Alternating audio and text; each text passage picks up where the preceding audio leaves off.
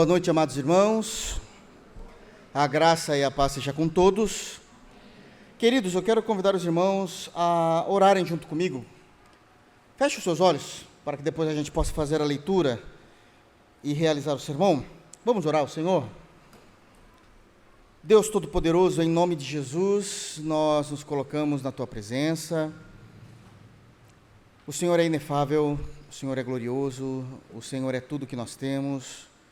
O Senhor é Deus, e como temos aprendido por meio da Sua palavra, não há outro Deus além de Ti.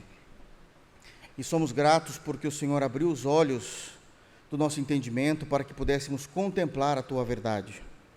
Continua, Senhor, trabalhando em nós, nos dirige em tudo aquilo que estaremos falando aqui, que não seja de mim, Senhor, mas seja exclusivamente da Tua palavra no poder do Espírito Santo. É o que nós lhe pedimos, no nome de Jesus, amém. Vamos abrir as Bíblias, queridos, por gentileza, em Salmos de número 2. Salmos número 2.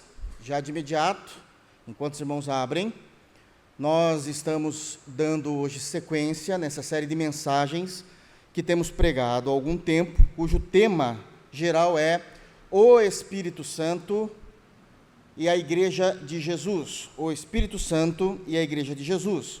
Mas dentro desse tema maior que nós temos falado, nós temos dividido as mensagens, os sermões, em temas importantes para a nossa compreensão. E já faz algum tempo, eu acredito que hoje é o terceiro sermão, salvo engano, que nós estamos tratando o Espírito Santo e seu relacionamento com a Trindade, porque é importante para que nós possamos depois entender mais aspectos do Espírito Santo. Amém? Então nós vamos continuar falando do Espírito Santo em seu relacionamento com a Trindade. Eu não tenho tempo hábil para que eu possa fazer um resumão, como eu sempre faço, mediante a tudo aquilo que nós já falamos. Mas eu consigo rapidamente fazer um resumo daquilo que nós tratamos na semana passada. Amém? Então, Salmos 2. Todo os Salmos diz assim: porque se enfurecem os gentios, e os povos imaginam coisas vãs, os reis da terra se levantam e os príncipes conspiram contra o Senhor e contra o seu ungido, dizendo: rompamos os seus laços e sacudamos de nós as suas algemas. Ri-se aquele que habita nos céus, o Senhor zomba deles. Na sua ira, a seu tempo, lhes há de falar, e no seu furor os confundirá. Eu, porém, constituí o meu rei sobre o meu santo monte Sião. Proclamarei o decreto do Senhor. Ele me disse: tu és meu filho, eu hoje te gerei. Pede-me e eu te darei as nações por herança, e as extremidades da terra por sua possessão.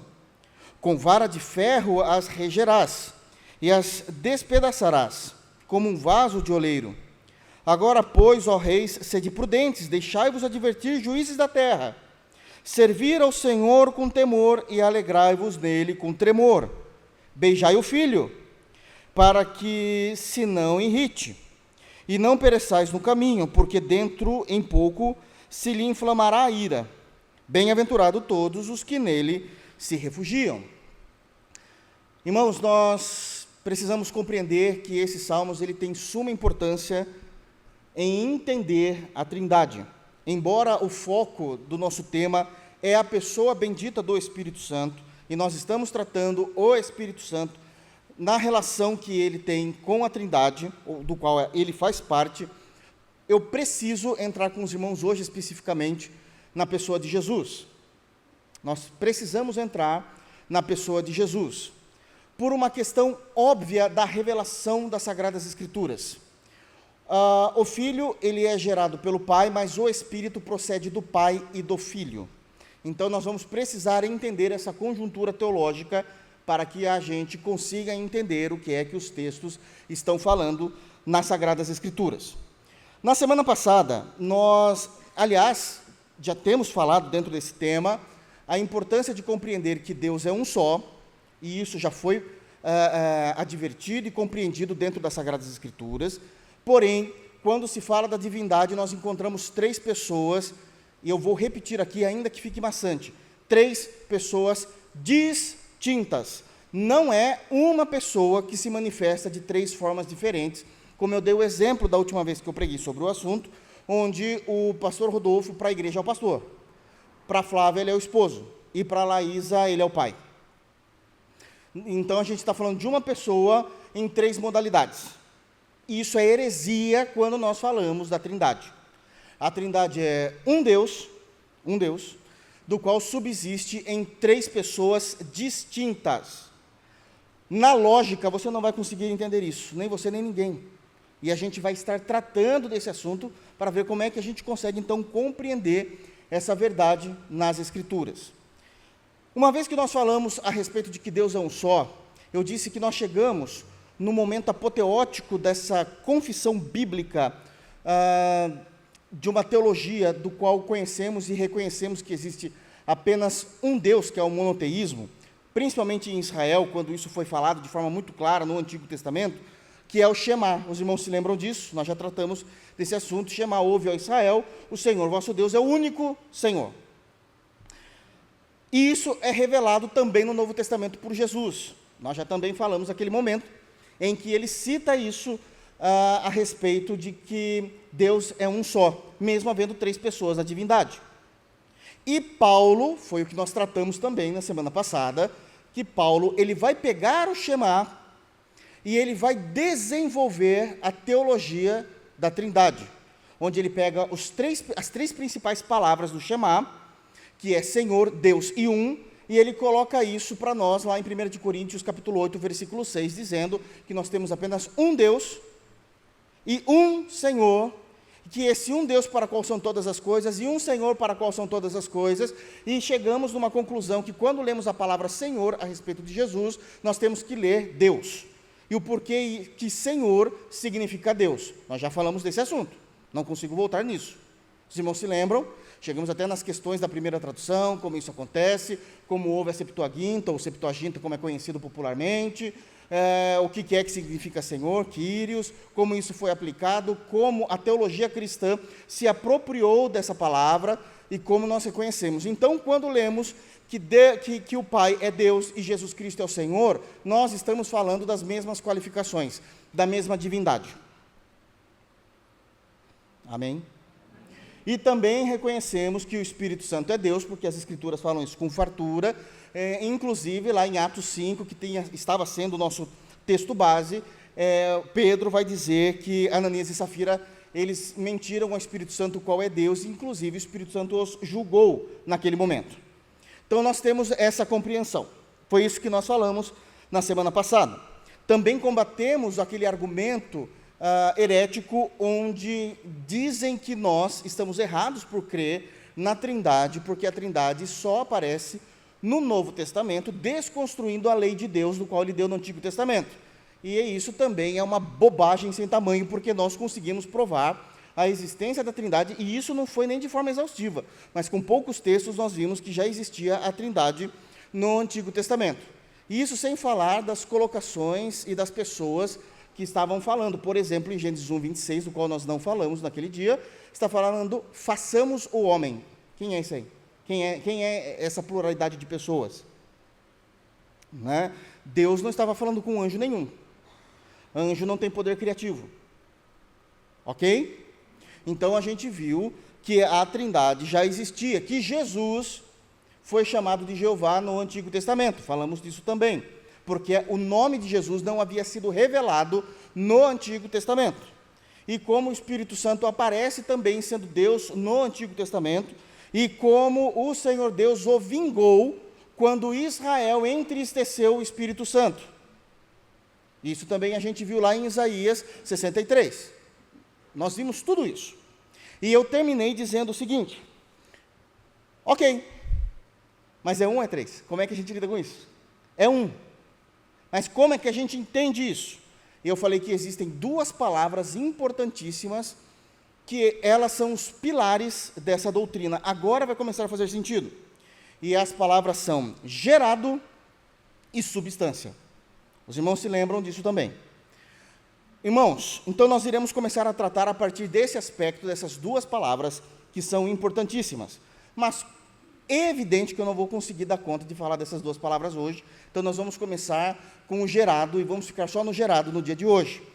E numa próxima ocasião a gente vai falar sobre a importância de compreender a substância disso. Mas a gente vai passar de uma forma, ainda que pelas arestas, para que a gente possa entender, porque é impossível separar essas duas palavras, gerados de substância. Os irmãos vão perceber isso, porém, eu vou focar hoje no gerado, e numa outra oportunidade a gente fala sobre a substância e a sua importância. Amém? Um outro ponto que também é importante é, para nós compreendermos a ideia de gerado, eu entendo que a melhor forma de se fazer é eu não entrar diretamente nesse assunto e explicar e definir teologicamente para os irmãos. Seria muito mais fácil para mim. Olha, irmãos, a ideia de gerado é isso, isso, isso, dessa forma, e o texto diz isso, isso, isso, e a gente pode ir já para a substância. Eu tenho certeza que aqueles que não têm familiaridade com a doutrina vão ter mais dúvidas do que certezas se eu fizer isso. Porque, para nós entendermos a doutrina da eterna geração em Jesus Cristo, eu preciso de componentes teológicos externos a essa doutrina, do quais eles serão base para eu compreender a geração eterna do Filho de Deus. Eu preciso de base teológica para conseguir compreender isso. E pode ser que os irmãos não tenham. Então isso vai ficar muito mais uma dúvida terrível no coração dos irmãos, do que uma certeza e convicção do Deus que nós servimos. Então, o que eu quero fazer com os irmãos hoje, uma vez que é culto de doutrina, nós iremos entender o desenvolvimento dessa doutrina nos séculos, como isso foi montado, como isso foi compreendido, até chegar naquilo que nós defendemos. Nós cremos em um único Deus que subsiste em 3 pessoas. Porque nós temos só a parte boa, a gente já tem o negócio feito. É como a física ou a matemática, sabe quando a fórmula já está pronta? Você só precisa seguir a fórmula? Mas o camarada que precisou desenvolver a fórmula, quantos anos ele demorou para isso? A gente já tem a fórmula pronta, mas a gente precisa entender como é que isso aconteceu.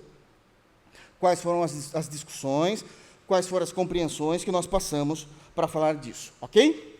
Bom, falando então de gerado, a nossa base bíblica está efetivamente no versículo de número 7.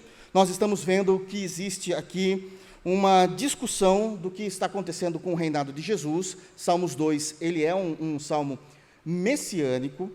Dá para baixar só um pouquinho? Está muito barulho aqui para mim, por favor. Um salmo messiânico, ok? E nesse salmo messiânico nós vamos ver, na primeira parte dos salmos, até o versículo 3, a corrupção humana. É isso que nós estamos vendo, eu não vou me apegar muito a isso, mas nós vemos a corrupção humana. No versículo de número 4, nós vamos ter Deus, Jeová, rindo-se do seu trono dessa corrupção, uma vez que o Senhor irá julgá-los. Obrigado, Marcos. Que irá julgá-los. E isso vai acontecer de forma seríssima, no furor, e inclusive Deus os confundirá. Como é que Deus irá julgá-los? O versículo 6 continua dizendo que Jeová já instituiu o rei que ele quer. Jeová já instituiu o rei que ele quer. Esse rei é Jesus. Para-se a fala de Jeová, Deus Pai, começa-se a fala de Deus Filho, Jesus. E Jesus, ele já aparece em cena, falando de uma conversa que existiu na Trindade, na eternidade. Na eternidade. E ele revela essa conversa, onde ele já se manifesta dizendo, proclamarei, ou seja, ele vai estar revelando a nós, proclamarei o decreto de Jeová, do Senhor. Está vendo aí, Jeová, Senhor, letras maiúsculas, todas as letrinhas aí, estão vendo? Então, Jesus vai proclamar. Ele me disse, tu és meu filho, eu hoje te gerei. E isso daqui tem discussões milenares. Milenares. Os mais simples, isso é um fato, os mais simples de conhecimento bíblico não sabem lidar com esse texto. Não sabem mesmo. Aqueles que são heréticos vão defender que Jesus teve um início. Porque numa leitura sem uma compreensão exata das teologias marginais a esse assunto, vai fazer com que a gente entenda o versículo a partir somente do versículo, sem o seu contexto em que ele está inserido e sem o seu contexto em que o Senhor falou isso na eternidade. E aí os hereges defendem que Jesus não pode ser Deus porque ele foi criado. Está escrito. Mas não é isso que o texto está dizendo. Então aqui entra a nossa humildade para dizer: eu faço parte talvez daqueles irmãos que não sabem lidar com esse texto, ou eu era um herege maldito, do qual negava a divindade de Cristo. Esse texto é tão sério que ele vai aparecer mais 2 vezes no Novo Testamento. Nós lemos uma na semana passada. Abram, por favor, em Hebreus, e a gente vai ler muito, irmãos, não tem o que ser feito. Hebreus, capítulo 1,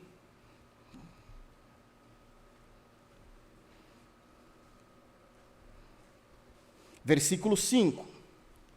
O capítulo 1 de Hebreus, ele tem como objetivo apresentar o Senhor Jesus, o nosso Deus e Salvador, como a última e mais importante revelação de Deus Pai. Uma vez que é apresentado Jesus como a última e mais importante, a revelação final de Deus Pai, vai ser falado que essa revelação na pessoa de Cristo é a mais importante, inclusive ele é maior, por exemplo, a partir do versículo 5, maior do que os anjos, e depois vai falar que ele é maior do que Moisés, no capítulo 3, o quanto ele é maior em glória do que o sacerdócio do Antigo Testamento, e aí o autor aos Hebreus, ele vai enumerando o como Cristo é superior a todas essas coisas. Mas logo no início da carta aos Hebreus, é dito assim no versículo 5, pois a qual dos anjos disse jamais? Num português claro Deus nunca disse isso a nenhum dos anjos. Tu és meu filho, eu hoje te gerei. O que o autor aos Hebreus, que é Paulo, está fazendo aqui? Ele está trazendo a teologia do Antigo Testamento, dizendo: essa teologia é válida no Novo Testamento. Assim como os judeus compreendiam essa teologia no Antigo Testamento, da mesma forma precisamos compreender essa teologia no Novo Testamento. E aqui já temos um primeiro degrau a escalar no conhecimento, como é que os judeus entendiam Salmos 2. Porque é isso que Paulo está fazendo.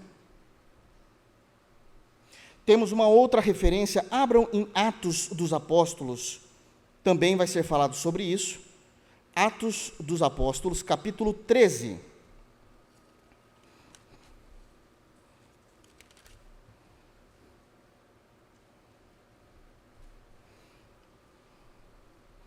Nós vamos ver também Paulo, ele já está em Antioquia, no capítulo 13. Vocês vão ver aí o Paulo pregando em Antioquia a partir do versículo 16. E ele vai começar a pregar o Evangelho de Jesus. Como ele vai pregar o Evangelho de Jesus? Nessa ocasião específica, em Antioquia. Ele vai começar a falar toda a história bíblica, passando por todo o Antigo Testamento, até chegar no nascimento de Jesus, no ministério de Jesus, na morte de Jesus e na ressurreição de Jesus. É assim que ele vai pregar o Evangelho em Antioquia. E quando nós chegamos no versículo, vamos ler aqui o versículo de número 32 e 33, ele já anunciou ali o Evangelho, e ele diz então no verso 32 de Atos capítulo 13, nós vos anunciamos o Evangelho da promessa feita a nossos pais. Então aqui ele está concluindo esse evangelismo. Como ele está concluindo? Dizendo que aquilo que aconteceu, que é uma realidade do Novo Testamento, já era uma promessa do Antigo Testamento aos patriarcas, ao povo de Israel. É isso que ele está dizendo no versículo 32. Nós, Paulo e Barnabé, porque era Barnabé que estava com ele, nós vos anunciamos o Evangelho da promessa feita a nossos pais, como Deus a cumpriu plenamente a nós, seus filhos, ressuscitando a Jesus, como também está escrito no Salmo 2: Tu és meu filho, eu hoje te gerei. Então parece que a igreja cristã não tem muito conhecimento de uma informação que é tão importante, que aparece no Novo Testamento, e deixando claro que está fazendo uma indicação do Salmos 2. Porque muitas vezes nós não lemos Salmos como palavra de Deus. Às vezes a gente lê Salmos só como fosse música, poesia. Isso aqui é doutrina. Salmos também tem doutrinas. Então nós temos no Novo Testamento duas informações, os contextos são diversos. Salmos 2, o levante dos ímpios contra Deus e contra o seu ungido, Jesus. Em Hebreus, falando que ele é maior sobre todas as coisas, e tem esse texto também. Contexto diferente, ninguém está perseguindo, negando isso, mas Paulo ele vai afirmar que Jesus é superior a tudo aquilo que eles criam. E em Atos 13, ele está usando isso num evangelismo, concluindo toda a história, dizendo, sabe por que tudo isso aconteceu? Por quê, Paulo? Por que tudo isso aconteceu desde a criação até morte, ressurreição e ascensão de Jesus Cristo? Porque existia uma promessa que Deus falou para ele, que ele era o filho dele, e que hoje ele havia o gerado. Então a gente tem uma outra compreensão aqui. Parece que os contextos não ajudam muito, porque são contextos totalmente diferentes todas as vezes que eles são usados. Então não está a interpretação dessa promessa, a interpretação dessa declaração doutrinária, ela não está ligada necessariamente ao contexto imediato em que ela é falada. Alguns versículos acima, alguns versículos depois, aquele contexto imediato. Porque todas as vezes que ela é citada dentro de contextos totalmente diferentes. A interpretação dela, então, está na eternidade. Porque o que foi resolvido lá, está resolvendo um tantão de coisas. Resolvendo as questões dos Salmos 2, resolvendo as questões aos Hebreus, e resolvendo as questões no livro de Atos dos Apóstolos. Então, a gente já está caminhando e montando, compreendendo isso daí. Lógico que eu estou indo direto, sem colocar os detalhes, que seria uma loucura fazer isso num sermão. Mas a gente está caminhando nisso. Estamos caminhando nisso. Então, entendemos agora que existem contextos diferentes, que parece que essa informação ela não depende desses contextos imediatos, porque foi uma conversa que aconteceu, e essa conversa aconteceu na eternidade. Só que ela é tão importante que ela é citada no Antigo Testamento e no Novo Testamento, e todas as vezes em pontos fundamentais da história do Evangelho. Porque isso aqui são pontos fundamentais. O levante de todos os homens contra o cristianismo, irmãos cristãos querendo se desviar da fé, que era o que os hebreus estavam querendo, retornar ao judaísmo, abrindo mão do cristianismo, e a apresentação de quem é Jesus para um povo que não conhecia Jesus. Poxa, se isso não forem pontos importantíssimos da história do cristianismo, o que é?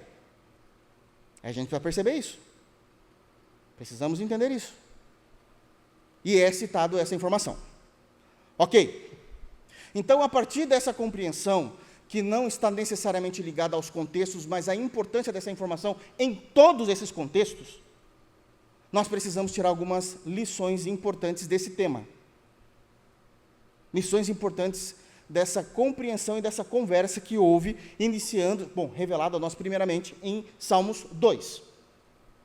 Então, aqui eu quero começar algumas lições. A primeira delas, como eu não estou seguindo um texto numa leitura, numa lectio contínua, como a gente faz, mas pregando tematicamente, então, em primeiro lugar, o tempo em relação a Deus. Precisamos entender isso para entender Salmos 2. Versículo 7. Tu és o meu filho, hoje eu te gerei. O tempo em relação a Deus. Deixa eu montar essa estrutura com vocês. Nós sabemos que a essência da idolatria, do pecado da idolatria, é quando nós confundimos o Criador com a criação. Essa é a essência do pecado da idolatria. Se alguém lhe perguntar o que é o pecado da idolatria, é quando nós confundimos o Criador com a criação. Não é confundir no sentido de dizer, nossa, pensei que era o Senhor, mas o Senhor não era. Como a gente olha para uma pessoa na rua, a gente acha que é uma pessoa porque é muito parecido, e a gente mexe, depois a gente fica, sabe, sem graça, dizendo, nossa, pensei que era uma pessoa que eu conhecia, me desculpe. Não é nesse sentido. É quando nós confundimos teologicamente mesmo. Quando nós não temos convicções e certezas teológicas, a ponto de haver confusão teológica na minha mente, e eu confundo o que é de fato a definição do Deus Criador com aquilo que Ele criou, com as suas criaturas. Não sou eu que estou dando essa definição. O Espírito Santo deu essa definição na Bíblia. Vamos abrir a Bíblia em Romanos, por gentileza. Em Romanos capítulo 1,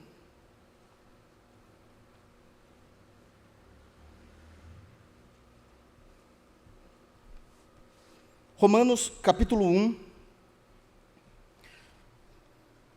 a partir do versículo 18, você vai ver na sua Bíblia aí o pecado da idolatria e a depravação dos homens. Acharam aí? Eu não vou ler tudo, porque senão isso vai realmente pegar muito tempo nosso, então eu vou direto à fonte daquilo que nós precisamos.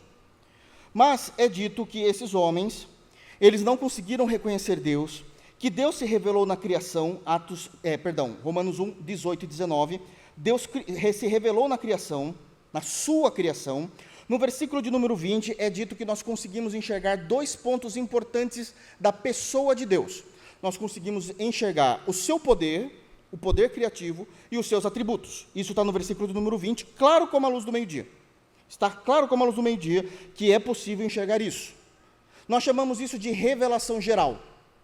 É a revelação de que existe um Deus, que esse Deus é poderoso e que ele tem atributos que pertencem somente a ele. Essa revelação geral, ela não é apta para a salvação. Você não consegue ser salvo por essa revelação geral. Nós somos salvos pela revelação especial, que é quando Deus manifesta a nós o conhecimento de pecado, arrependimento, o seu Filho, e nos traz para a graça. Mas essa revelação é o suficiente para deixar todos os homens que já existiram, que existem e que um dia existirão, inexcusáveis diante de Deus. É o que o texto vai dizer, se os irmãos lerem. Exemplo final do versículo 20, está dizendo que esses homens, eles negaram reconhecer a divindade de Deus, e bem no finalzinho diz, tais homens são por isso indesculpáveis. Sabe aquela história de, poxa, e o índio, que nunca ouviu o evangelho, nunca ninguém pregou, ele vai ser salvo? Sem Jesus, não. Não vai. Mas ele é inocente. Meu irmão, o seu problema é mais sério do que eu imaginava. Inocente? Ele é tão pecador quanto nós. Vou dar só um exemplinho, um exemplo pequenininho dos índios do nosso Brasil, Tupi-Guarani, Tupiniquim. Os índios já tinham seus problemas com Deus desde sempre, porque todos nascemos em pecado. Um dia, chegou o homem branco, malvado homem branco, chegou até lá e quis ajudar esses índios, eu estou falando o que aconteceu na nossa nação ano passado, levando a internet, em alguns lugares, até a Starlink, deram tablet e celulares para eles. Os índios ficaram viciados no Xvideo. Olha como são santos. Isso foi comprovado. E aí? Santos, né? Todos são depravados, irmãos. Todos são. A revelação geral é o suficiente para mostrar a eles que existe um Deus criador em seus atributos. Obviamente que o Senhor precisa se revelar a eles em uma revelação especial, mas eles são indesculpáveis por conta da revelação geral de Deus. Aí vai se chegar no versículo de número 22, e é dito o seguinte, que esses homens de fato, eles negaram a Deus, negaram o conhecimento de Deus, achando-se mais sábios do que Deus, e aí temos o versículo 22, prestem muita atenção. Inculcando-se por sábios, tornaram-se loucos, aqueles que dizem que não há Deus, aqueles que dizem que sabem entender Deus a partir deles mesmos e tal. E mudaram a glória do Deus incorruptível em semelhança da imagem de homem corruptível, bem como de aves, quadrúpedes e répteis. Pronto, chegamos aqui na essência do pecado da idolatria, quando os seres humanos, os homens, confundem o Criador com a sua criação. Porque eles negaram a glória do Deus incorruptível, está escrito aí, mudaram a glória do Deus incorruptível, em semelhança à imagem de homens corruptíveis, isso é, podem ser tanto homens ou imagens mesmo de escultura, assim como de aves, porque tem paganismos que adoram as aves, os quadrúpedes e os répteis. Isso é a essência da idolatria. Chegamos nesse ponto. Até aí, ok? Vamos continuar, então.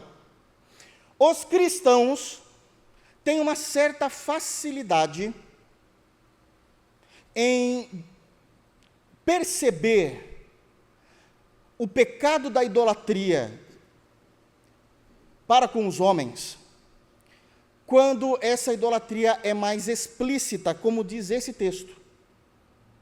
Quando nós vemos homens adorando imagens de escultura, homens adorando outros seres humanos, homens adorando a natureza, o sol, a lua, as montanhas, as estrelas, as árvores, os ratos, as vacas, e assim por diante, quadrúpedes, répteis, nós conseguimos identificar isso, porque é um tipo de idolatria que ela é muito clara e notória.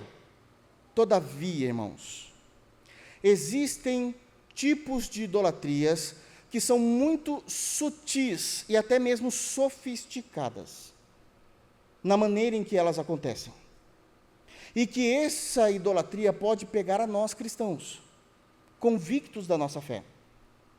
Deixa eu lhe dar um exemplo.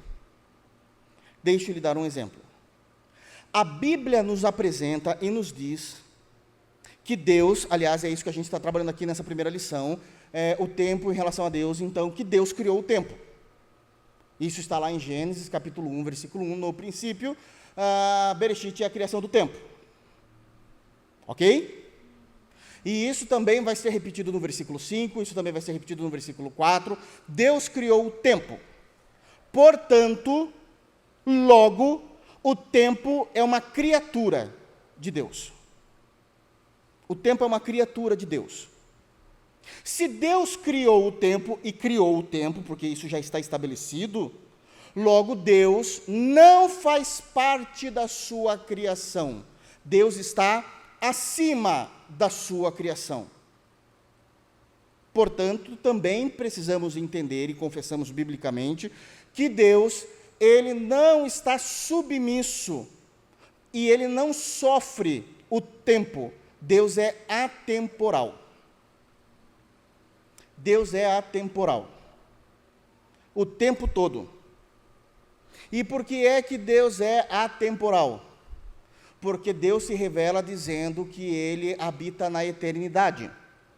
Nós vemos isso, por exemplo, em outros textos também falam isso, mas o profeta Isaías, capítulo 57, versículo 15, diz: aquele que habita na eternidade, cujo nome é santo. Existe uma distinção clara entre o Criador e a criatura, o Deus atemporal que não sofre o tempo e o tempo que é uma criatura de Deus. Porque o tempo foi criado. Então, Deus é aquele que vive na eternidade. Até aqui, ok? Vamos mais um pouco. Se Deus, Ele não sofre o tempo e Ele não vive o tempo, para Deus, não existe o antes e o depois. Para Deus, não existe o antes e o depois, porque o antes e o depois pressupõem tempo. Deus não sofre o tempo.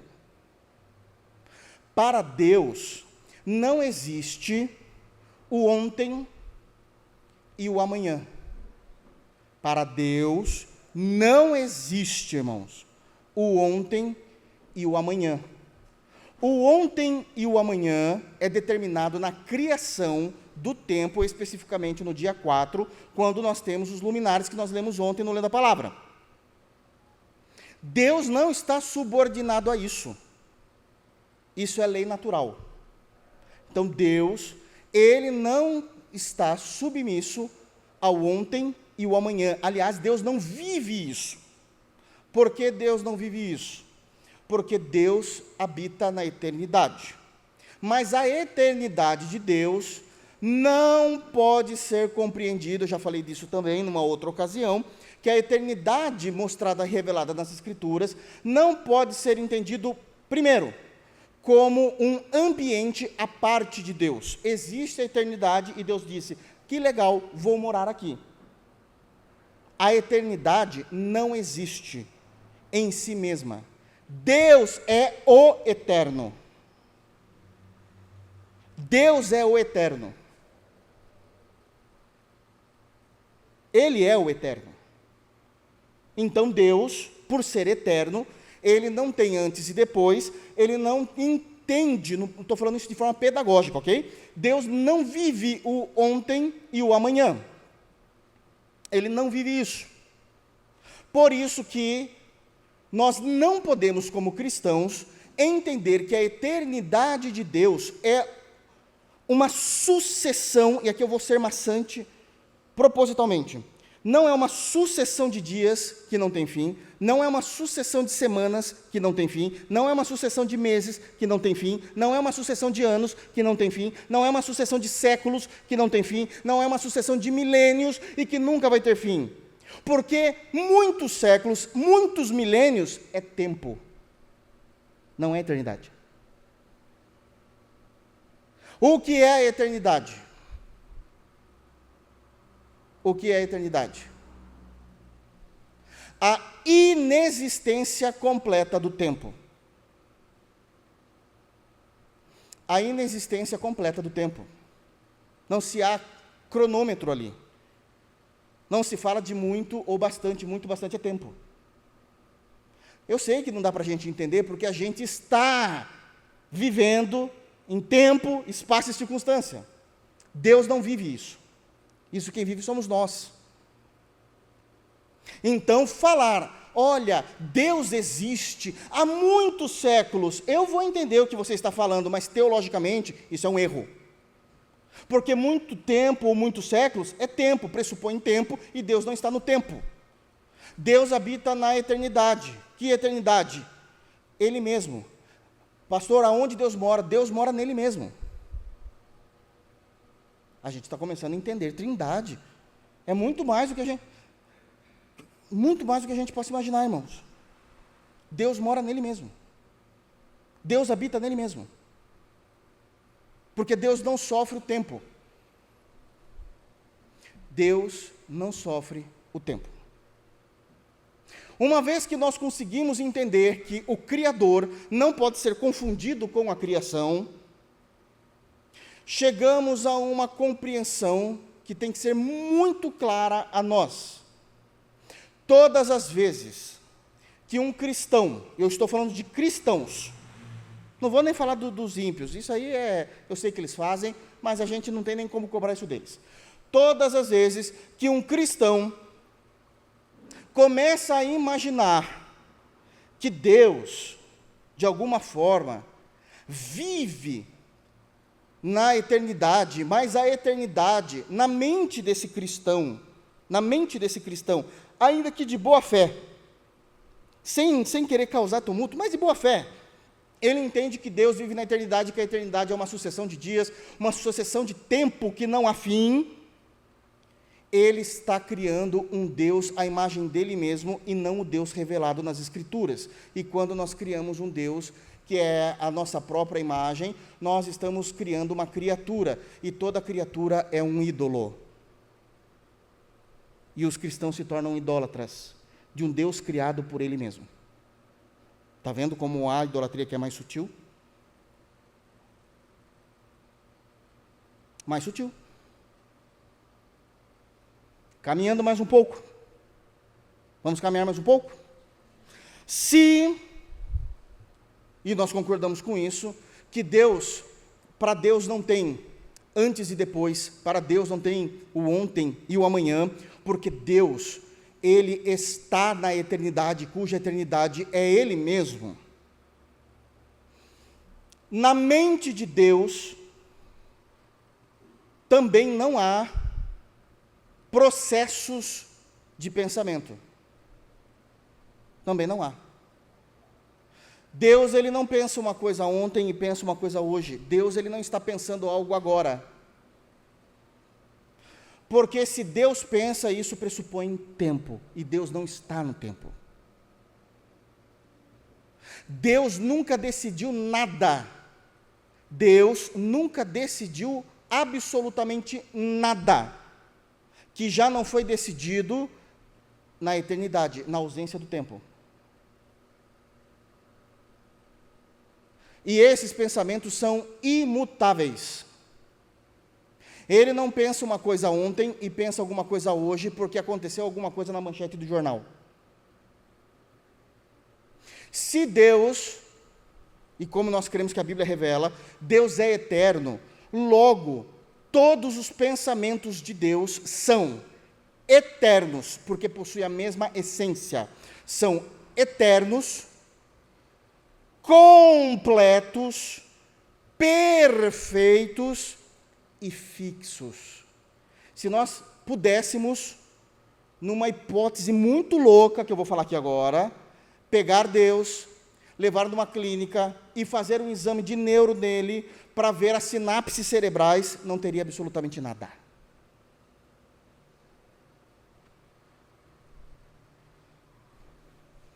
Deus não precisa pensar, Deus é. Deus é.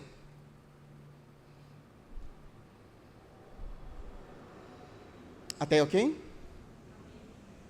Se Deus é, se Deus não sofre o tempo, uma vez que confessamos que Deus não tem antes e depois, que Deus não tem ontem e amanhã, que todos os pensamentos de Deus são eternos, como a sua natureza, como a sua essência, e que são completos, perfeitos e fixos, logo, para uma compreensão mais simples para nós, onde Deus vive? Deus vive no eterno agora. Deus vive no eterno agora. Abram, por favor, nos Salmos 90. Salmos de Moisés, maravilhoso por sinal. Então, Moisés vai adorar o Senhor. E ele vai escrever uma música ao Senhor, porque os salmos são cânticos. A questão é que esses cânticos estão recheados de doutrinas teológicas. Salmos nada mais é do que canções de teologia. Pronto, fica mais fácil. E ele começa dizendo o seguinte no versículo 1: Senhor, Salmos 90, é o Moisés cantando, Moisés mesmo, da lei. Senhor, tu tens sido o nosso refúgio de geração em geração. Bom, isso já está dizendo que é muito tempo, geração em geração. Para que não haja uma confusão na mente dos judeus, então ele explica que a geração em geração é por nossa conta apenas. Mas esse Deus não está na geração. Ele diz assim no versículo 2: antes que os montes nascessem, está falando antes de Gênesis 1. Antes que os montes nascessem e se formasse a terra e o mundo, de eternidade a eternidade, tu és Deus. É como se Moisés estivesse dizendo que Deus pega a eternidade passada, que já está um erro, porque passado é tempo, mas somente para a gente compreender, a eternidade que está para frente, futuro, e toda essa eternidade estivesse numa única mão de Deus e Ele está olhando. Para Deus, tudo o que aconteceu na eternidade passada, tudo que vai acontecer na eternidade futura, Ele está olhando na palma da mão dele, é um eterno agora. Ele não sofre o tempo. Vamos piorar um pouquinho?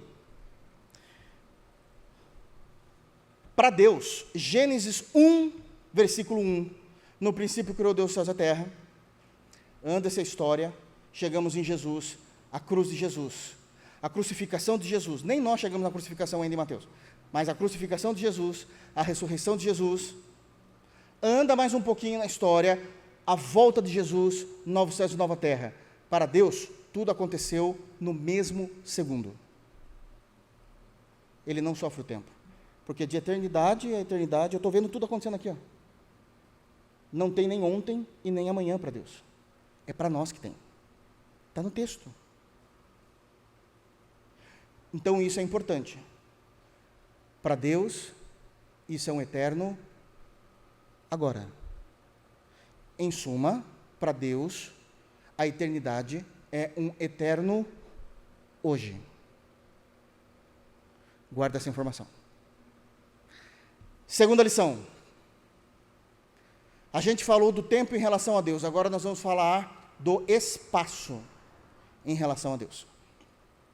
Para entender, Salmos 2.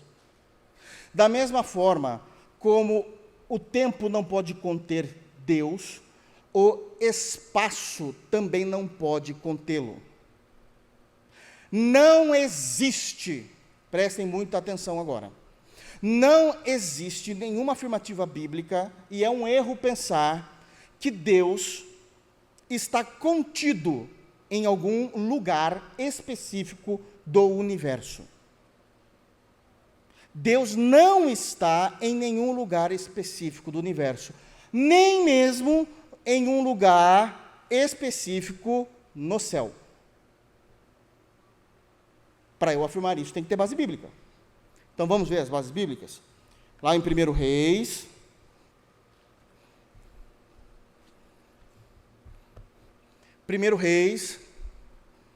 capítulo 8, é aquele momento que nós já falamos em algum momento aqui, que o Salomão ele fez o templo para o Senhor, e ele está na oração do templo, e ele também vai orar teologia.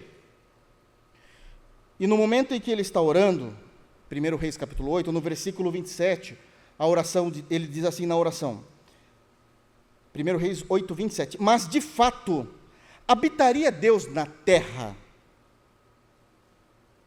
Essa expressão, habitaria Deus na terra, não é para ser entendida a partir da perspectiva do pecado.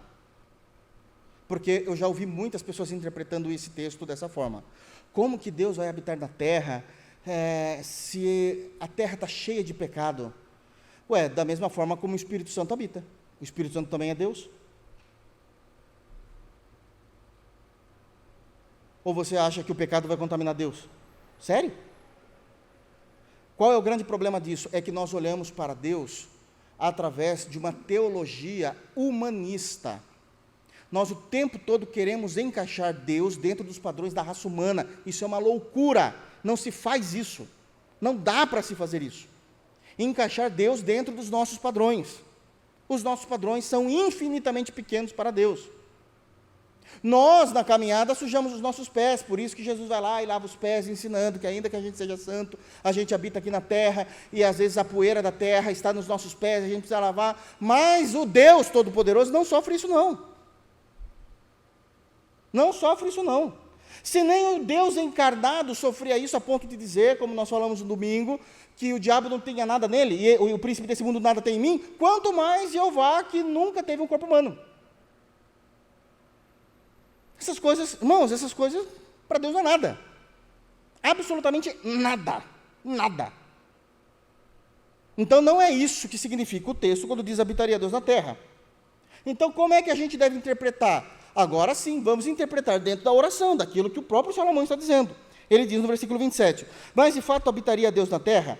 Eis que os céus e até os céus dos céus não te podem conter, quanto menos essa casa que eu edifiquei. Opa, o contexto está claro. O problema não é que Deus não vai habitar na terra, porque, nossa, a terra é cheia de pecado, espinhos e abrolhos produziram. Não é isso. É porque se o céu, que é imensamente maior do que a terra, e os céus dos céus, que é o universo, não conseguem conter Deus, um planetinha, uma poeira cósmica, vai contê-lo? Não vai. Não dá. Não dá. Então, não existe nenhum lugar do universo em que Deus está contido. Mas vamos ver um outro texto. No profeta Jeremias, no capítulo 23, Jeremias, capítulo 23, versos 23 e 24. Jeremias 23, versos 23 e 24, diz o seguinte, agora é o próprio Deus falando. Podemos ler juntos? Jeremias 23, 23 e 24 diz, acaso sou Deus apenas de perto, diz Jeová, e não também de longe? Aonde Deus está? Em algum lugar específico? Não. Deus está nesse culto, nesse momento. E Deus está no último metro quadrado do universo que ainda não foi conhecido pelos homens. No mesmo instante, de forma integral. Não é que, Deus é um Deus grandão, então o braço dele está lá no final do universo, o outro braço alcança o outro lado do universo, o dedinho do pé dele está aqui na terra. Não são partes de Deus. Integralmente, Deus está em todos os lugares. A gente só crê, não dá para entender isso, porque a gente está preso às circunstâncias, a espaço. Então ele está dizendo, eu sou Deus de perto, eu sou Deus de longe. E ele continua, 24. Ocultar-se-ia alguém em esconderijos de modo que eu não o veja, diz o Senhor. Porventura, não encho eu os céus e a terra, diz o Senhor. Ele é completo em todos os lugares.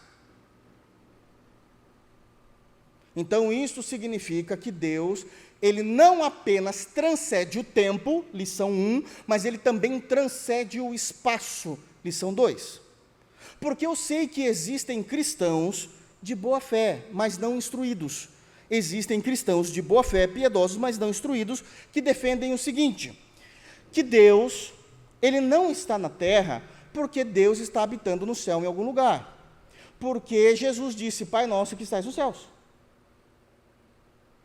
Então, ele está em algum lugar lá no céu. Não, não está. Pensar isso é um equívoco teológico.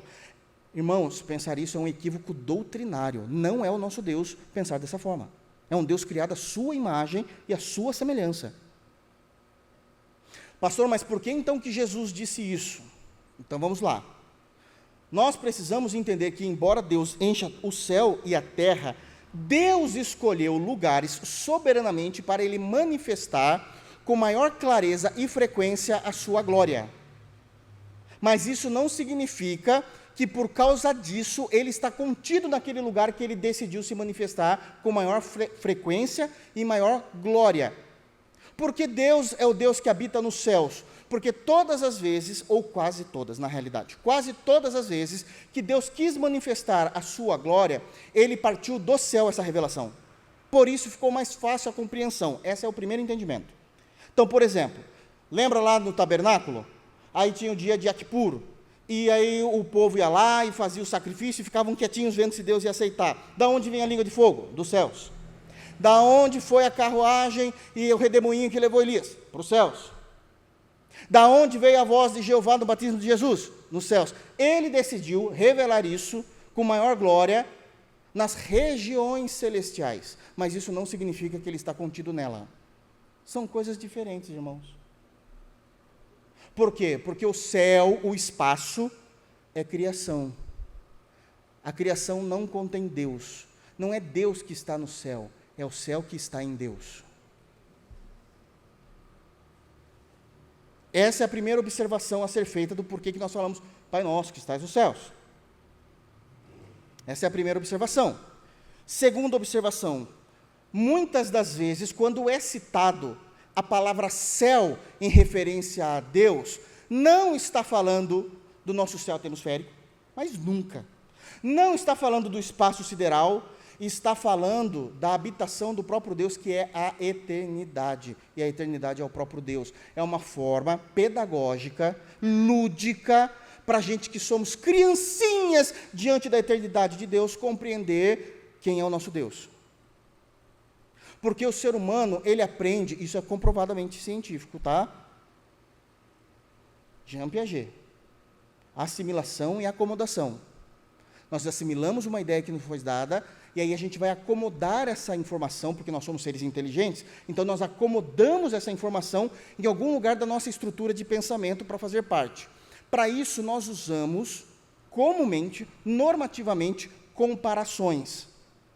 O problema é, quem se compara a Deus? Abram em Isaías, voltem um pouquinho aí de Jeremias, e aí a gente vai ver essa situação ocorrendo na prática. Em Isaías,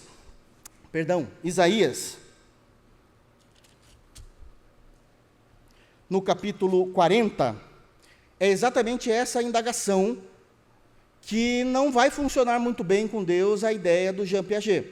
Porque o Jean Piaget, ele está falando dentro das nossas circunstâncias humanas. Então, ele está certo dentro das circunstâncias humanas. E olha que tem gente que também não gosta do Piaget, prefere uma outra compreensão pedagógica. Ok, não vou discutir isso, mas ele é muito utilizado nas escolas até hoje em pedagogia. Porém, quando se fala de Deus, não cabe. Quem é o Piaget? É uma criatura também. Não dá. Aí no capítulo 40, vai se manifestar quem é ele. No versículo 12, está aí na sua Bíblia, a majestade do Senhor. Está vendo aí? E aí começa-se a falar de Deus. Como é que vai ser manifesta a majestade de Deus? Olha o problema. É um problema. Vai ser falado da majestade de Deus através dos seus feitos, e não através de quem Ele é. Porque os seus feitos a gente consegue mensurar. Quem mediu isso, quem fez isso, quem chamou disso e mandou para lá, para cá. Estou entendendo. Mas quando vai falar, o momento que fala, mas isso não expressa totalmente a minha majestade. O que expressa totalmente a minha majestade sou eu mesmo. Daí fala, tá, então fala. Daí vem o versículo 25. A quem, pois, me comparareis para que eu lhe seja igual, diz o santo. Não há ninguém. Deus é o único da sua espécie. Não tem como usar assimilação e acomodação com Deus. A quem me comparareis? Não dá. Deus é único. Então a gente vai ter que aprender, colocando o tico e teco para pensar, a partir da revelação bíblica. E ir caminhando com muito cuidado nesse caminho. Porque não é igual um avião. Lembram, pelo menos a história de quando foi inventado o avião é o carro que voa. Olha, pronto, está vendo? Assimilei o que ele faz, acomodei essa ideia usando a comparação. É um instrumento de locomoção, mas em vez de ir pela terra, ele vai pelo céu, é um carro que voa. Mas com Deus não dá para comparar nada. Não dá para comparar nada. E ele mesmo está falando isso. A quem, pois, me comparareis, para que eu lhe seja igual, diz o santo. Não tem quem. Levantai os olhos e vedes, quem criou essas coisas? Não dá, não tem como. Eu sei que existe alguém que criou, mas no momento, Senhor, eu não consigo mensurar o seu tamanho, o Senhor é muito grande para eu entender. É muito grande. Muito grande. Então, pensar, irmãos que ainda são piedosos, mas pensam em Deus a partir de Ele, de fato, estar no céu, e isso é um problemão, porque não é uma compreensão exata de quem é Deus, porque nada pode contê-lo. Ele enche todos os lugares, e enche mesmo. Vocês se lembram de Salmos 139, quando a gente leu, ainda falando do tema do Espírito Santo, como onipresente? E lá o que diz no versículo 7? Para onde me irei ou fugirei, para onde fugirei do teu Espírito? Se vou aos céus, o Senhor está lá. Se faço a minha cama no inferno, o Senhor está lá também. Se subo nas asas da alvorada e vou do outro lado dos mares, que eles não tinham descoberto os mares, as outras terras. A gente não era descoberta ainda, Brasilzão, América.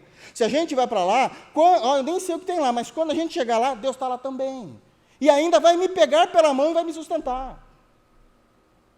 Então não tem como, Ele enche tudo. Ele enche tudo. Absolutamente tudo. Vamos lá. Uma vez que entendemos isso, temos que confessar que as Escrituras trabalham mostrando os atributos da onipresença de Deus em todos os lugares onde Ele enche todas as coisas. Todas as coisas. E nem mesmo o céu pode contê-lo. Nem mesmo o céu pode contê-lo. É Ele que contém os céus. É exatamente Ele que contém os céus. Ok? Pensar de forma diferente é criar um Deus à sua imagem e semelhança, e vamos cair no mesmo erro, criamos um Deus ídolo para nós. Terceiro lugar, dentro dessa compreensão, a diferença entre criado e gerado. Tudo isso vai se juntar em algum momento. Fiquem em paz. Criado e gerado. O texto de Salmos, assim como o texto de Atos 13 e também o de Hebreus 1, claramente repete: tu és o meu filho e hoje eu te gerei. Gerado não é criado, e agora nós vamos falar da pessoa de Jesus. Estávamos falando da pessoa de Deus Pai, e agora nós passamos para Jesus.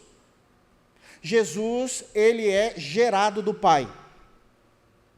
E eu lembro de ter dado um exemplo, e vou seguir nesse exemplo, que acredito que é o mais simples. Mas vamos tentar trabalhar de forma mais coerente agora. Irmãos, digamos que vocês vão para a cozinha e vocês vão fazer uma torta muito gostosa. E vocês fizeram a torta. Sem receita nenhuma. Vocês criaram uma torta nova. Não tem problema. Vocês criaram uma torta, mas vocês não podem dizer que aquela torta é o seu filho. Por que é que vocês não podem dizer que aquela torta é o seu filho? Porque aquela torta não foi feita da mesma essência de que você é. Você usou ingredientes diferentes de você. Você usou ingredientes diferentes de você. Você criou. Você criou. Mas isso não significa que é o seu filho. Porque foi feito de um material e de essências que são diferentes de quem você é. Isso é criar, na teologia bíblica. Gerar. Digamos agora que você tem um filho.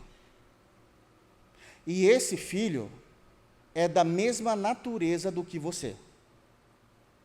Ou da mesma natureza do seu esposo também, ou, se for o contrário, da mesma natureza da sua esposa. E você chama de filhos. Só que já pararam para pensar que vocês não criaram eles? Vocês geraram.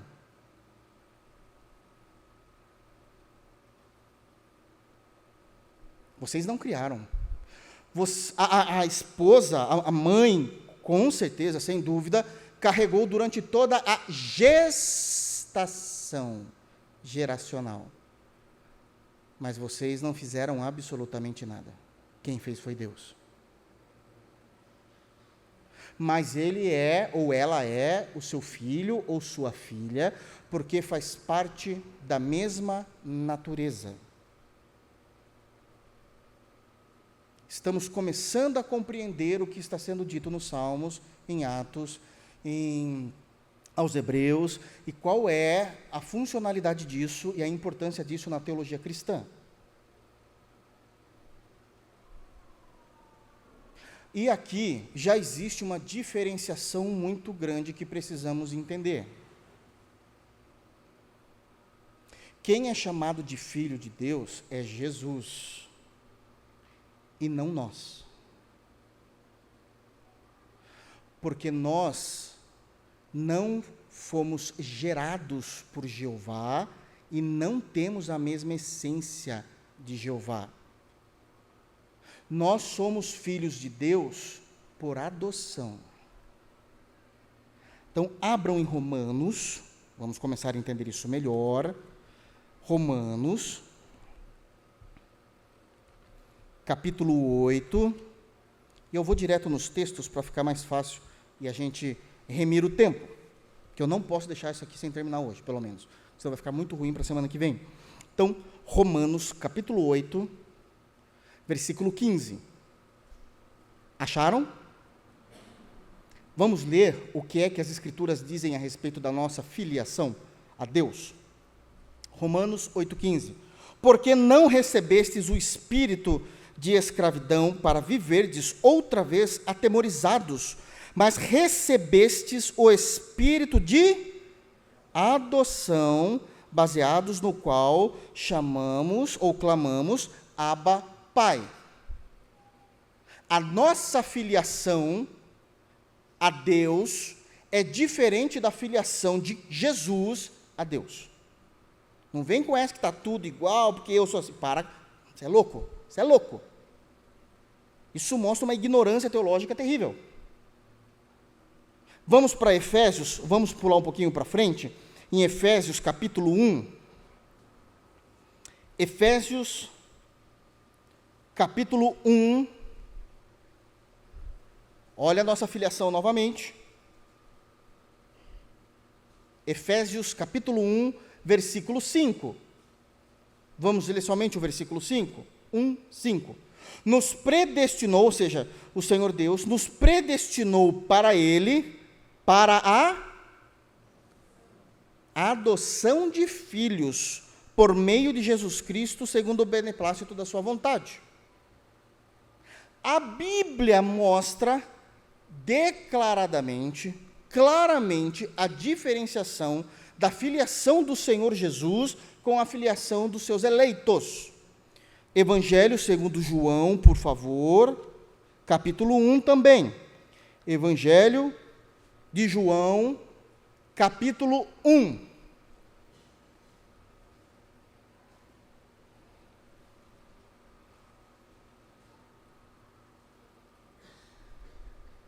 Podemos ler? Evangelho de João, capítulo 1, a partir do versículo 12 até o versículo de número 14. 12 a 14. Olha o que é dito no Evangelho de João, capítulo 1, versículo 12. Mas a todos quanto o receberam a Jesus como Senhor e Salvador, né? Mas a todos quanto o receberam, deu-lhes o poder, é um poder jurídico, um poder de serem feitos filhos de Deus, a saber, os que creem no seu nome, os quais não nasceram do sangue, está falando aqui da eleição, né? Não nasceram do sangue, nem da vontade da carne, nem da vontade do homem, mas de Deus.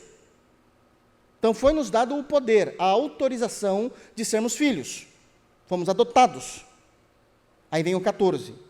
E o Verbo, que é Jesus, se fez carne e habitou entre nós, cheio de graça e de verdade. E vimos a sua glória. E vimos a sua glória como do unigênito do Pai. Unigênito, único, gênito, gerado.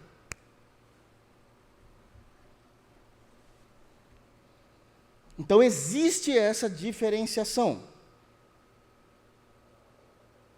Então, gerado quer dizer que ele veio da essência, mas ele não é criado. Ele não é criado. Calma, vamos continuar, mas já conseguimos entender a diferença entre criado e gerado. Quarto lugar, a expressão Filho de Deus é um título divino dado a Jesus. E precisamos entender isso. Ainda no Evangelho de João, capítulo 10, nós vamos ter uma briga por causa disso. Mas é uma briga que vocês não têm ideia, e envolve muita teologia. E aqui eu preciso falar com os irmãos. Então, Evangelho de João, eu só vou ler e depois explico para a gente não ficar demorando-se em cada versículo, porque não é ideia mesmo. Eu não vou expor, mas eu vou explicar todo o contexto. Nós vamos ler João 10, do 22 ao 36. Não tem como fazer isso com menos versículos. Posso ler? João, capítulo 10, 22 ao 36. Eu preciso que vocês prestem muita atenção. É muito simples a interpretação, a narrativa rápida do texto. E a gente vai ficar nisso por enquanto. Depois a gente vai se aprofundar numa outra oportunidade nesse texto novamente. Olha o que diz. Celebrava-se em Jerusalém a festa da dedicação. Era inverno. Jesus passeava no templo, no pórtico de Salomão. Rodearam-no, pois os judeus, tem que ser, né? Os judeus, e os interpelaram. Até quando nos deixarás a mente em suspenso? Porque os judeus estão meio confusos, aqueles que não queriam crer. Né? Em suspenso, por que você não afirma logo, né? Se tu és o Cristo, dize-o francamente. Respondeu-lhe Jesus, 25, respondeu-lhe Jesus. Já vou-lo disse, e não credes. As obras, agora começa a prestar atenção na teologia que Jesus vai criar aqui. As obras que eu faço em nome de meu Pai testificam a meu respeito, mas vós não credes, porque não sois minhas ovelhas. Nossa, dormir com essa informação, irmãos, é saber que é melhor você não morrer, que a terra virou o céu para você, porque depois da terra... Então, vós não sois das minhas ovelhas. Está no texto. As minhas ovelhas, 27, ouvem a minha voz, eu as conheço e elas me seguem. Eu lhes dou a vida eterna, jamais perecerão e ninguém as arrebatará da minha mão. Aquilo que meu Pai me deu é maior do que tudo. Aquilo que o Pai me deu é maior do que tudo. E da mão do meu Pai ninguém pode arrebatar. Eu e o Pai somos um. A gente vai deixar isso para uma outra hora, que é bem profundo isso aqui. Novamente, pegaram os judeus em pedras para lhe atirar. Opa! Existiu alguma coisa na teologia de Jesus que suscitou a ira dos judeus a tal ponto deles quererem matá-lo. Então, foi algo sério. Foi algo sério. Para nós, é só bênção porque a gente crê. Mas Jesus falou alguma coisa nesse interim que parou a conversa. Eles partiram para a ignorância. Eles pegaram as pedras. Eles iriam atirar. Eles só não atiraram porque soberanamente não era a hora de Cristo ainda. O que parou os judeus foi a soberania divina. Não é o tempo. Eles iriam matar Jesus ali mesmo, publicamente. Quem é que assassina alguém publicamente? Só aquele que já perdeu a razão. A raiva já o consome. Era exatamente isso que estava acontecendo. Era isso que estava acontecendo. Nós precisamos entender nesse contexto. Então, eles pegaram em pedras, né, para matá-los, para atirar. Né? Então, versículo 31, olha aí. Ó. Novamente pegaram os judeus em pedras para lhe atirar. Disse-lhe Jesus: tenho-vos mostrado muitas obras boas da parte do Pai, por qual delas me apedrejais? Jesus é muito esperto. Ele já sabe o que está acontecendo. Mas ele começa do nível ali, easy, fácil. Olha, eu só estou mostrando coisas boas. Me aponta alguma coisa que eu fiz de errado? Foi ruim eu ter curado alguém? Ter curado certo? Feito coxo andar? Multiplicar o pão? O que tem de ruim nisso? Não tem nada de ruim nisso. O problema não foi esse. Não é esse o problema. Jesus começa ali para ir demonstrando a situação teológica. Então, vamos lá. Ele tem mostrado, então, ali muitas coisas. 33. Responderam-lhe os judeus: não é por obra boa que te apedrejamos, e sim por causa da blasfêmia. Pois sendo tu homem, te fazes Deus a ti mesmo. Opa. Em nenhum momento Jesus disse: eu sou Deus. Mas existiu alguma fala de Jesus que significa que ele é Deus. Está vendo como a gente precisa entender o que está lendo? Porque aquilo que significa para nós do Brasil nem sempre alcança o que de fato acontecia naquele período da história. O significado. Em nenhum momento Jesus disse assim, galera, tem que te avisar uma coisa. Eu sou Deus. Ele não falou isso. Ele está falando de obras, o que ele fez. Então, eles entendem que existia uma blasfêmia. Replicou-lhe Jesus, e aí Jesus vai para a teologia mesmo. Ele diz assim: não está escrito na vossa lei? E disse: sois deuses? Isso aqui é Salmos 82, a gente já vai para lá, daqui a pouquinho. Sois deuses. Se ele, Deus, chamou deuses aqueles a quem foi dirigida a palavra de Deus, e a Escritura não pode falhar. Opa, ele está indo para a Bíblia. Só a Escritura não pode falhar. Vocês foram chamados de deuses. Por que eu não sou? Está vendo que se a gente não entender os contextos periféricos, a gente não entende geração? Então, olha, a Escritura não pode falhar. Está aí, 36, último versículo. Então, daquele a quem o Pai santificou e enviou ao mundo, dizeis: tu blasfemas, porque declarei: sou filho de Deus. Irmãos, qual é o grande problema? Jesus então fala: eu sei que o problema não é o que eu fiz. A multiplicação, andar sobre o mar, curar o pessoal, tirar o demônio dos outros, isso daí eu sei que está tudo certo. A questão, vocês quiseram me matar porque eu falei que eu sou filho de Deus. Na nossa geração, no nosso país, na nossa compreensão da expressão filho de Deus dos dias atuais, se alguém falar sou filho de Deus, tá bom. Teologicamente você vai falar, ele está errado, porque ele não é biblicamente, ou ele está certo, biblicamente ele é, de acordo com a teologia que nós cremos, aquilo que a Bíblia confessa, mas você não vai pegar pedra para matar ninguém. Por que pegaram em Jesus? Porque a expressão filho de Deus é um título divino. Filho de Deus é Deus. Me desculpe a comparação, me desculpe. Filho de cachorro é cachorro. Filho de gato é gato.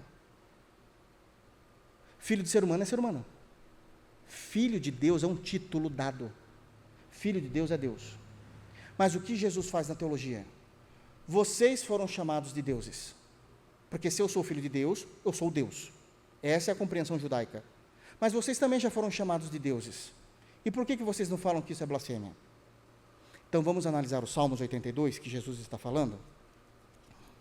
Está vendo? Não tem como, irmãos, a gente tem que ir para as fontes para entender mesmo. Não tem o que fazer. Não tem o que fazer, não dá tempo do... Quantas vezes a gente não foi para o recreio comer lanche que tem que estudar mesmo? Então, olha lá. No Salmos 82, olha como é dito. É um salmo de Asaf.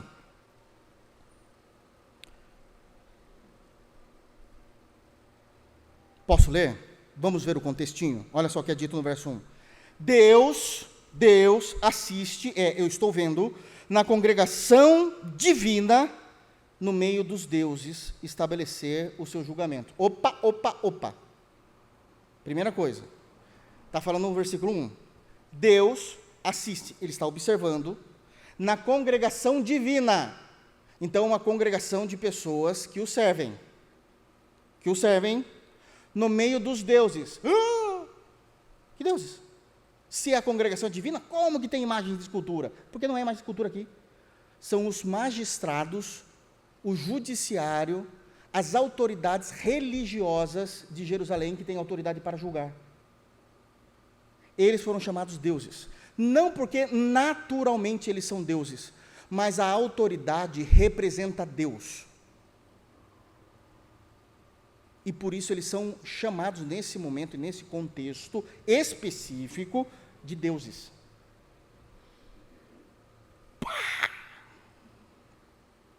Está no texto. E aí Deus vai fazer uma pergunta.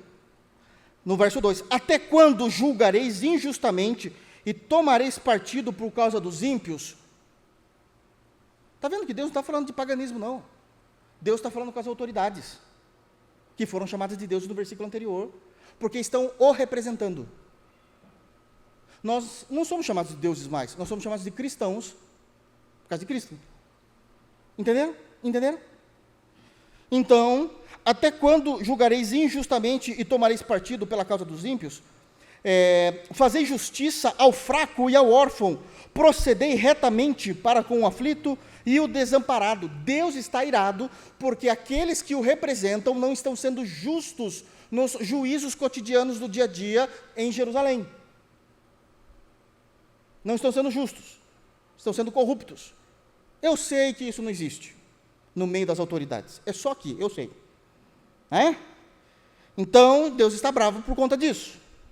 Aí ele continua, verso 4, socorrei o fraco e o necessitado, tirai-os das mãos dos ímpios. Eles nada sabem, nem entendem, vagueiam-se em trevas, os ímpios, vacilam todos os fundamentos da terra. Eu disse, Deus está dizendo, eu disse, sois deuses, sois todos filhos do Altíssimo. Estão vendo que a ideia de Deus falar que eles são deuses é que eles são representantes. Isso é um título divino dado aos homens, mas dizendo o seguinte, não é porque vocês têm esse título divino que vocês se tornaram da minha natureza. Como é que a gente sabe que Deus está falando isso? Pelo versículo de número 7, olha, vocês são deuses, sois todos filhos do Altíssimo, todavia como homens morrereis. Vocês continuam sendo homens. Vocês continuam ainda pé de barro. Vocês têm apenas o título. que eu dei na autoridade e às autoridades.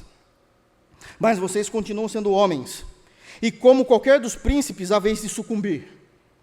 Porque um dia as nossas forças físicas vão se cansando, talvez os nossos olhos não sejam tão melhores, os nossos ouvidos, a nossa coluna comece a doer, ranger, a gravidade comece a pesar um pouquinho mais, né, sobre nós, né?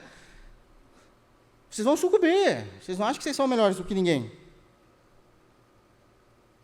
E aí vem o pessoal, né, dizendo, levanta-te, ó Deus, julga a terra, porque o pessoal está difícil aqui. Não dá muito para confiar. Mas isso só aconteceu lá, né? Levanta-te, ó Deus. Jesus está usando esses salmos. Isso é importante para nós entendermos os Salmos 2. Que a diferença de quando foi dito, vós sois deuses, pois são filhos do Altíssimo, mas aí vem o versículo 7, todavia como homens morrereis. Os judeus entendiam que eles também eram filhos de Deus, mas por adoção. Por adoção. Ah, pastor, mas isso só não é nova aliança? Não, irmãos. Vocês se lembram de Romanos, capítulo 9? No início do capítulo 9, Paulo não começa dizendo assim, porque os judeus, são os patriarcas, a lei, o Cristo, a adoção de filhos. Então, a ideia de adoção é no Antigo e no Novo Testamento. No Antigo e no Novo Testamento. Mas Jesus, quando ele fala dele, que ele é filho de Deus, ele fala que aquilo que o Pai deu a ele é maior do que tudo. Ele está falando, eu sou Deus. Eu e o Pai somos um. Ninguém pode falar isso. Está doido? Então eles entenderam que Jesus não estava dizendo os Salmos 82 na perspectiva da adoção, mas na perspectiva dele ser o unigênito. Agora eles pegam em pedras. Se a gente não entender a teologia judaica, a gente não entende o que Jesus está falando, irmãos. Só que falar que ele é filho de Deus, como um título divino, significa que ele foi gerado do Pai. E nós fomos criados pelo Pai. É diferente. Jesus foi gerado da mesma essência do Pai. E nós fomos criados do pó da terra pelo Pai. A diferença é absurda. Então a diferença é absurda. Porque está se falando de filiação. E que existe essa diferença. Que existe essa diferença. Então agora nós entendemos a compreensão, para a gente encerrar, nós entendemos o tempo em relação a Deus, o espaço em relação a Deus, a diferença entre criação e geração na teologia, a compreensão da expressão Filho de Deus como título divino somente a Jesus, em quinto e em último lugar. Com esses 4 pilares, eu entendo o que é a eterna geração. E o que é então a eterna geração, que diz, tu és o meu filho, e hoje eu te gerei. Agora dá para explicar, e vocês vão entender, porque vocês têm os contextos periféricos. Jesus foi gerado de Deus Pai. Gerado não é criado. Jesus nunca teve um início. Por que Jesus nunca teve um princípio? Porque aquilo que é gerado da mesma natureza do gerador. Aquele que é gerado da mesma essência do gerador. O gerador, ele transcende o tempo. Logo, a geração de Deus Pai tem que ser uma geração eterna, porque não está no tempo. E o que foi gerado do Pai, igualmente é eterno, nunca tendo início. Pastor, como compreender isso? Só creia. Vai na fé. Porque ele é da mesma essência de Deus. Deus foi criado, Deus Pai? Não. Ele é eterno? Sim. Ele não se submeteu ao tempo. Logo, o que é gerado dele, e aí vem o gancho que eu vou deixar para o próximo sermão, ele é da mesma substância. Só que antes da gente entrar em substância, que é um pouquinho mais profundo, eu vou falar, ele é da mesma essência, que é a palavra grega de hipóstasis.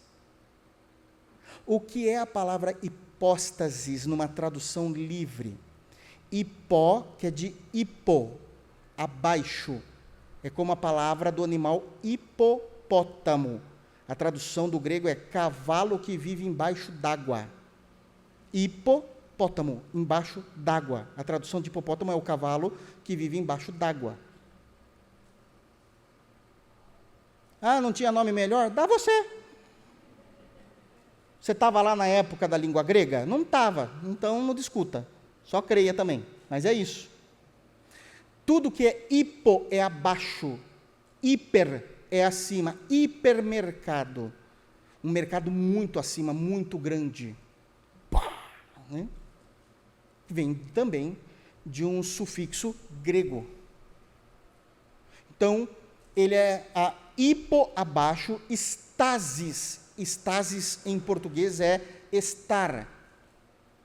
Em outras palavras, uma tradução livre, ele está abaixo. O que é estar é ser. Eu tenho que, grego é assim que faz, tá, irmãos? Estar é ser. Se eu estou, é que eu sou ali. Eu estou abaixo. Abaixo em que sentido? Menor, não. Eu estou sob a mesma essência. Subexistência. O que é subexistência? Agora faz sentido quando o pastor fala assim, há um Deus com 3 pessoas distintas, esse Deus subsiste em 3 pessoas. Agora vocês entenderam. Porque senão vocês não entendem o porquê que usa a palavra subsiste em 3 pessoas. Por causa da palavra grega, não sou eu que inventei, não é os teólogos que inventaram, está na Bíblia, hipóstasis, subexistência, um Deus que subexiste, todos eles estão na mesma essência. Ser gerado de alguém que não tem início, meio e fim, significa que você é gerado de uma forma que você nunca teve início também, porque para nós gerado e criado é a mesma coisa, essa é a verdade, mas não é. Gerado, Jesus foi gerado, quando? Hoje. Me ajuda. Por que hoje? Porque Deus está na eternidade, a eternidade é um eterno hoje. Não está falando de um dia específico. Você foi gerado na eternidade porque você é eterno. Jesus não é criado do Pai, ele vem da mesma essência do Pai, a mesma natureza do Pai. Isso significa ser gerado. E se ele é a mesma essência, ele é Deus. Estamos começando a compreender a ideia do Deus que é o único em 3 pessoas. E ainda falta mais um pouquinho na semana que vem. Mas já começa a fazer sentido agora, irmãos. Então, eu proclamei a você. Ele diz, eu proclamarei o que o meu Senhor me disse. Tu és o meu filho. Opa, filho. Por que filho? Porque hoje, mas o que é hoje para Deus? A ausência do tempo, a eternidade. Porque para Deus, a eternidade passada, a eternidade futura, é uma eterna agora. Hoje, na eternidade, eu te gerei. E ele me gerou em hipóstase, que é na mesma essência do Pai. Se o Pai não sofre o tempo, se o Pai não está em um lugar específico, assim também é o Filho. O Filho nunca teve início, o Filho nunca terá fim, o Filho sempre existiu. O Pai, diz o Filho, em João capítulo 15, o Pai tem vida em si mesmo, e o Filho também. Porque ele é o mesmo em essência, distinto em pessoa. É isso que significa a geração eterna. Por que geração eterna? Se você entende eterna como uma sucessão de dias que não tem fim, você vai falar, nossa, mas Jesus é geração eterna, porque todo dia ele está sendo gerado. Não, irmão, está errado essa compreensão. Ele foi gerado na eternidade, é a geração eterna, isso é, a geração da mesma essência de Deus Pai, que não tem princípio e fim, e ele tem a mesma essência e a mesma natureza. Não falei que ele tem a mesma substância, embora ele tenha, porque isso vai ficar para outro dia, que é mais complexo ainda. A gente vai chegar nisso ainda. Não entramos na substância, porque daí a gente tem duas palavras, hipóstasis e ousia, que eu também não tinha falado, que não dá tempo, o relógio é contra mim.